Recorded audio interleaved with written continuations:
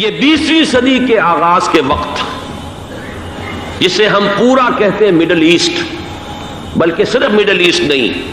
پورا شمالی افریقہ سلطنت عثمانیہ کا حصہ تھا، خلافت عثمانیہ۔ لیبیا، الجزائر، مصر، پورا حجاز، یمن، پورا عراق، شام، اور یہ شام ہی کے حصے ہیں در حقیقت، اردن اور لبنان، یہ شام عرب، عراق عرب، یہ پورا علاقہ خلافت عثمانیہ یہ اس کا حصہ تھا۔ پہلی جنگ عظیم میں انگریزوں نے عربوں کو بغاوت پر آمادہ کیا، غداری پر آمادہ کیا، انہوں نے خلافت عثمانیہ کے خلاف بغاوت کی، بیج بوئے ان کے دلوں کے اندر نفرت کے، ابھارا انہیں کہ تم ترکوں کے غلام کیوں ہو، تمہیں خود حاکم ہونا چاہیے، تم کھڑے ہو جاؤ، ہم مدد کریں گے، تم بغاوت کرو، تم ان ترکوں کے خلاف ہماری مدد کرو، ہم تمہیں آزاد کر دیں گے، تم اپنے پاؤں پر خود کھڑے ہو جانا۔ یہ بہت ہی ہمارے لیے دردناک المیہ ہے اس پہلی جنگ عظیم کا۔ کرنل لارنس جیسا شخص، برطانوی استعمار، اور اس کے نتیجے میں عربوں نے بغاوت کی۔ اور اس قدر دردناک بات آپ کو بتا رہا ہوں، میں پہلی مرتبہ جب سن 62 میں حج کے لیے گیا مدینہ منورہ میں، ابھی وہ ریل کے انجن کھڑے ہوئے تھے۔ یہ ترکی کے زمانے میں، سلطنت عثمانیہ کے زمانے میں بغداد سے مدینے تک ریلوے لائن تھی۔ یہ پورا ایک عالم سلطنت عثمانیہ، صرف سلطنت نہیں، خلافت عثمانیہ، پوری ٹرینیں جو ہے ترکوں کی اڑائی گئی، ہزاروں ترکوں کو شہید کیا گیا، یہاں تک کہ صحن حرم میں شہید کیے گئے سینکڑوں ترک۔ یہ جرم تھوڑے نہیں ہے، معمولی نہیں ہے۔ آج جس کی سزا مل رہی ہے، معلوم ہونا چاہیے کہ وہ جرائم کون کون سے تھے۔ اب بھی جو لوگ گئے ہیں انہوں نے دیکھا ہوگا، ترکی کا قلعہ موجود ہے اوپر پہاڑی کے اوپر، حرم کا جو سب سے بڑا دروازہ ہے باب ملک عبدالعزیز، اس کے سامنے ایک لائبریری ہوتی تھی، اب تو غالباً وہ بھی گرا دی گئی ہے، اس کے پیچھے پہاڑی پر ترکوں کا قلعہ ہے پرانا، اس پر توپیں موجود تھیں۔ جب بغاوت ہوئی ہے، جو حرم میں آئے ہوئے تھے ترک فوجی، ظاہر بات ہے نہتے، وہ تو نماز پڑھنے آئے ہوئے تھے، ان کو وہاں ذبح کیا گیا ہے، اور ترکوں نے اپنی توپیں استعمال نہیں کی کہ کہیں بیت اللہ کو کوئی نہ پہنچ جائے۔ بہرحال یہ غداری ہوئی ہے پہلی جنگ عظیم کے دوران، اور نہ صرف ترکوں پہ عربوں نے کی ہے۔ جیسا کہ میں نے کہا تھا، دو ہیں سب سے بڑے مجرم روئے ارضی کے اوپر امت مسلمہ کے طبقات۔ ہمارا پنجابی سپاہی بھی جا کر انگریزوں کی مدد کر کے ایلن بی کو قبضہ جو لے کر دیا بغداد کا، اس میں ہمارے مسلمان پنجابی سپاہی بھی شامل تھے۔ یہ خون چکاں باب ہے ہماری تاریخ کا اس صدی کا۔ لیکن اس کے بعد سلطنت عثمانیہ کے ٹکڑے ہو گئے، چیتھڑے ہو گئے۔ ایک انگریز نے لکھا ہے، یہ جملہ زہر میں بجھا ہوا جملہ، کہ تاریخ میں یہ بات ثبت ہو جائے گی کہ ایک انگریز نے اس سلطنت کے ٹکڑے کر دیے کہ جو عمر فاروق نے قائم کی تھی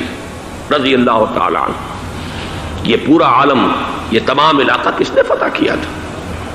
یہ بات ہاتھ بدل گئے تھے، پھر ترک آ گئے، خلافت عثمانیوں کے پاس چلی گئی، لیکن یہ سلطنت تو حضرت عمر رضی اللہ تعالیٰ عنہ کے زمانے سے چلی آ رہی تھی۔ اس کو ایک انگریز کرنل نے، اور اس نے بغاوت پہ آمادہ کر کے عربوں کو اور ترکوں کے پیٹھ میں چھرا ڈھپوا کر ان کے ذریعے سے اور ٹکڑے کر دیے۔ لیکن جب جنگ ختم ہوئی، اب انہوں نے کہا کہ اب ہمیں آزادی دیجیے، تو اب انہیں معلوم ہوا کہ غداروں کو دنیا میں کیا ملتا ہے۔ ٹکڑے کر دیے گئے۔ یہ حصہ عراق یہ انگریز کے پاس رہے گا، شام کا یہ علاقہ یہ فرانسیسیوں کے پاس رہے گا، مصر پر انگریزوں کا تسلط رہے گا، لیبیا اطالویوں کے پاس رہے گا، لے دے کر یہ جو علاقہ تھا حجاز، چونکہ وہاں کچھ تھا ہی نہیں، بوادٍ غیر ذی زرع، یہ عربوں کے پاس چھوڑ دیا گیا۔ اس وقت جو بادشاہ ہیں، شاہ حسین اردن کے، ان کے دادا سب سے بڑے غدار وہی تھے، لہذا ان کو اس علاقے کی بادشاہت دے دی گئی۔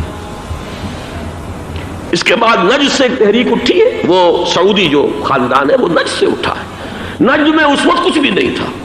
وہ تو صرف ریت کے تودے تھے اور کچھ بھی نہیں، لہذا ادھر کسی استعماری قوت کو دیکھنے کی ضرورت ہی نہیں تھی۔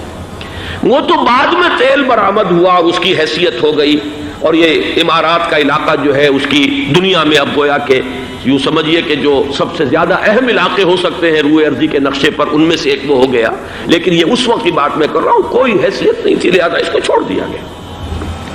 یہ ہے تاریخی پس منظر، یہ لکیریں جو کھینچی گئی ہیں، یہ ایک ملت اسلامیہ کو جو قومیتوں میں تقسیم کیا گیا، پھر نعرے لگوائے گئے المصر للمصریین الشام للشامیین۔ اب شامی ایک علیحدہ قوم ہو چکے ہیں، مصری ایک علیحدہ قوم ہو چکے ہیں، عراقی ایک علیحدہ قوم ہو چکے ہیں۔ یہ ساری تقسیمیں استعمار کی پیدا کرنا ہے، اس کا کوئی تعلق اسلام کے ساتھ نہیں۔ اب ضرورت تو اس بات کی تھی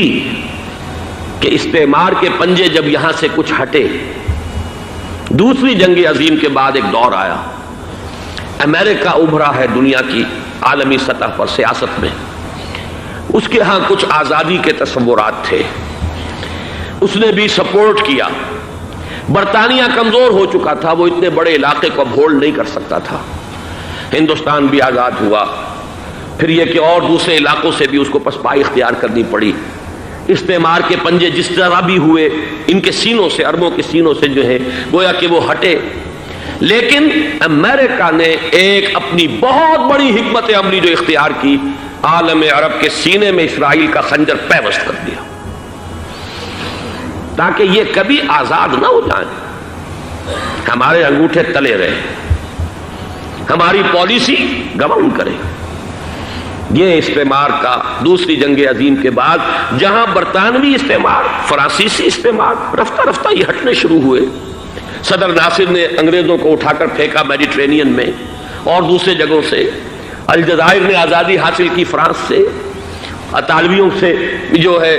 لیبیا والوں نے آزادی حاصل کی، یہ ہو گیا، لیکن ایک خنجر پیوست کر دیا گیا اسرائیل کا سینہ عرب میں۔ اس صورتحال میں ظاہر بات ہے کہ ایک تو بڑی آئیڈیل پوزیشن تھی کہ پورا عالم اسلام متحد ہو، لیکن وہ تو بہت دور کا خواب معلوم ہوتا ہے۔ علامہ اقبال سے بڑا کوئی نقیب نہیں ہے ملت اسلامی کی وحدت کا، ایک ہو مسلم حرم کی پاسبانی کے لیے نیل کے ساحل سے لے کر تا بخا کے کاشغر، لیکن انہیں بھی اپنے لیکچرز میں کہنا پڑا کہ اس وقت جو صورتحال ہے پورے عالم اسلام کی ایک وحدت بن جانا تو تقریباً ناممکن نظر آ رہا ہے۔ اگر کسی طرح ایک common wealth of Muslim nations وجود میں آ جائے تو بھی بڑی کامیابی ہوگی، لیکن اس سے بھی پہلے یہ تو زیادہ آسان تھا کہ عالم عرب ایک وحدت کی شکل اختیار کر لے۔ یہ تو ایک قوم ہے، اکثر و بیشتر ایک نسل یا زیادہ دو نسلیں کہتی تھی، شمالی افریقہ میں بربر نسل بھی ہے، باقی تو سب عرب ہیں۔ یہ پورا عالم ایک نسل، ایک زبان، پورے اتنے رقبے کے اوپر بولے جانے والی ایک زبان، یہ تو ایک ہو جائے۔ افسوس یہ ہے کہ اس کا ایک ہو جانا، ایک شخصیت ابھری تھی جو مذہبی مزاج کی شخصیت تھی، جو دینی مزاج کی حامل شخصیت تھی، اگر اس کی قیادت میں عالم عرب متحد ہو جاتا تو واقعتاً ایک بہت بڑا جو ہے مرحلہ وہ طے ہو جاتا پوری عالمی ملت اسلامیہ کی ایک وحدت اختیار کرنے کا۔ وہ شخصیت تھی شاہ فیصل شہید کی، اور اس لفظ کے ساتھ ہی آپ کے ذہن میں آ گیا ہوگا کیوں انہیں شہید کر دیا گیا، کس نے کیا کرایا، کہاں سے تعلیم حاصل کر کے آیا تھا وہ جس نے شہید کیا شاہ فیصل شہید کو، اس کی گردن پر کون سوار تھی، وہ یہودی لڑکی کے جس کے فوٹو بھی شائع ہوئے، ایک گردن پر اٹھائے کھڑا ہوا شہزادہ اپنی ایک یہودی دوست کو، لڑکی کو، اور وہی ہے کہ جس نے جا کر پستول سے شہید کیا ہے۔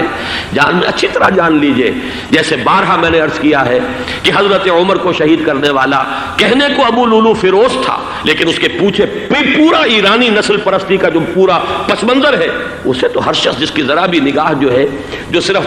صرف منظر کو نہ دیکھ رہی ہو، پس منظر کو بھی دیکھنے والی ہو، وہ تو جان لے گی کہ ابو لولو فیروز ایک فرد کا نام نہیں تھا، وہ ایران کا انتقام تھا عالم عرب سے۔ بالکل اسی طریقے سے یہ امریکی استعمار کا ہتھ کنڈا تھا، اسے محسوس ہوا۔ شاہ فیصل مذہبی مزاج کا شخص یہ ابھر رہا ہے، اور یہ شاہ فیصل کی حکمت عملی کا ذرا آپ اندازہ کیجئے۔ لاہور میں سمٹ کانفرنس ہوئی، اس میں وہ آئے، سب سے ٹاورنگ پرسنالٹی پورے اس وقت عالم اسلام کے اندر شاہ فیصل کی تھی، اور وہ گویا کہ ایک بہت ہی جس کو کہا جائے کہ ایک بہت ایلڈرلی، ایک بزرگانہ ایک شخصیت جو ہے، اور انہوں نے اپنے دولت کے دروازے، عرب میں وہ مشہور تھے کہ نہایت خسیس اور بخیل انسان ہے، اس لیے کہ وہاں وہ خرچ کرتے تھے حساب کتاب کے ساتھ، لیکن ان کے خزانے کھلے ہوئے تھے عالم اسلام کے لیے، ادھر بھی مدد ہے، ادھر بھی مدد ہے، ادھر بھی کام ہو رہا ہے، ادھر بھی کام ہو رہا ہے۔ پھر انہوں نے تیل کا ہتھیار استعمال کر کے ایک دفعہ امریکہ کو دن میں تارے دکھا دیے تھے، لہذا ان کا ہٹایا جانا سین سے یہ امریکی استعمار کے لیے لازم تھا۔